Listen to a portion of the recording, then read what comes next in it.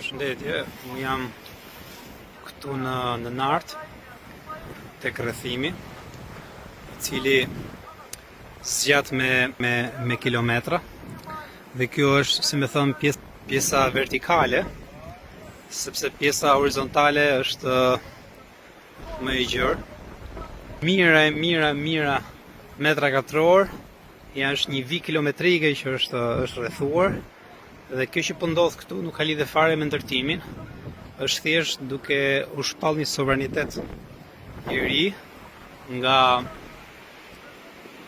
nuk dihet se kush, sepse këtu që erdhëm ne dhe pam, ju betohem përveç sa kokë shumë me kapele të zeza që rrinin edhe monitoronin si formë spionash nga larg kush ishin, sa veta e ku ta diun.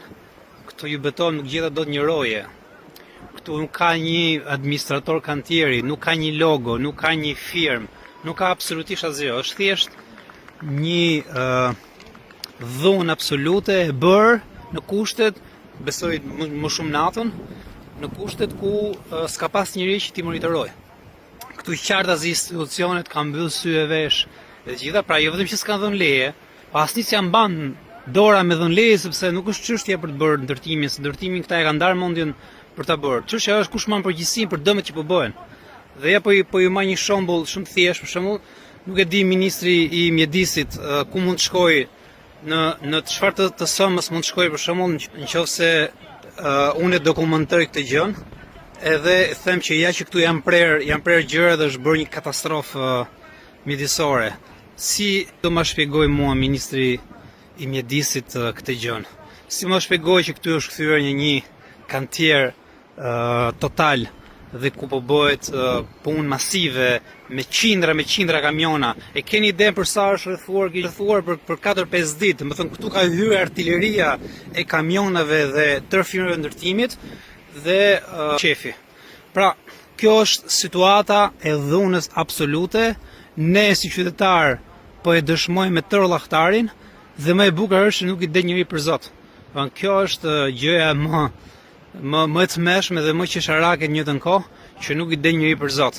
Këtu institucionet fshehen si lepuj, firma ndërtuese ka zhduk çdo lloj kamioni, çdo lloj makinerie, gjithçka janë fsheh si lepuj, kanik.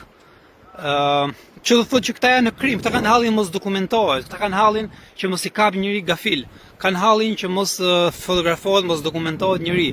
Pak më vonë do hedhë një pak foto që kanë bërë me këta tipat që rrinin kështu skutave, që do thotë që këtu po ndodh një masakër në kushtet e klandestinitetit dhe përgjegjës këtu nuk mund të jenë thjesht këta maskaret që vinë dhe hedhin beton dhe po rrethojnë një zonë të mbrojtur. Këtu përgjegjësit kryesor janë institucionet shqiptare, Ministri I mjedisit, kryeministri, këto të qendrës të zonave të mbrojtura, e të gjithë hallkat e tjera. Prandaj mos luajmë kot lojra dhe mos bëjmë filma kot, sepse është shumë e qartë që këtu çdo gjë është e palishme, është kriminale dhe është e pafsheshme, që është më e rëndësishme. Dhe në fakt sot është I ditë e rëndësishme sepse janë qytetarë që janë mbledhur, nuk është gjë e vogël dhe me thënë drejtën është inkurajuese, ka ardhur Vlora dhe nëse më lejohet të bëj një apel për qytetarët e Vlorës, ju lutem, mos e lini Vlorën të golemizohet.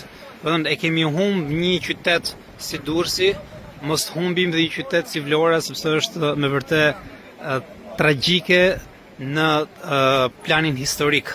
Të humbësh një qytet si Vlora, ku I tër mjediset lidhse, tër ato zonat buferike, natyrore, tër zonat e mbrojtur, tër mrekullia natyrore e Vlorës, mund shkatërrohet në mënyrë përfundimtare dhe pastaj nuk ka për të ngel më as kuptimi I sensit të quajturit vlonjat, sepse momentin që humbet pasurinë natyrore, gjithçka është shekot. Kjo është situata këtu në vendin e krimit.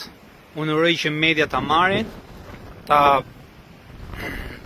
forcojnë, ta përforcojnë dhe duhen zhdu këto rrethimet këtu që I kanë bërë me beton. Shikoni se I kanë betonizuar gjithë vijën këtu deri në det. Shkojnë deri në det.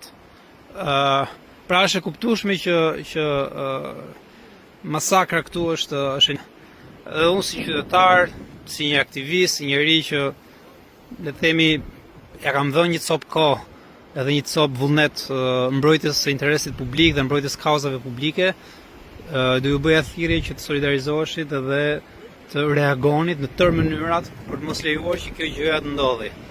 Ato trimat që i kanë hyrë kësaj valleje, le dalin me fytyrë dhe thonë që ne kemi bërë sepse jemi të lishëm dhe kemi 1, 2, 3, 4 letra. Le dalin ta thonë publikisht. Faleminderit edhe uroj shumë që të ketë një reagim dhe të mos eci përpara ky projekt kriminal.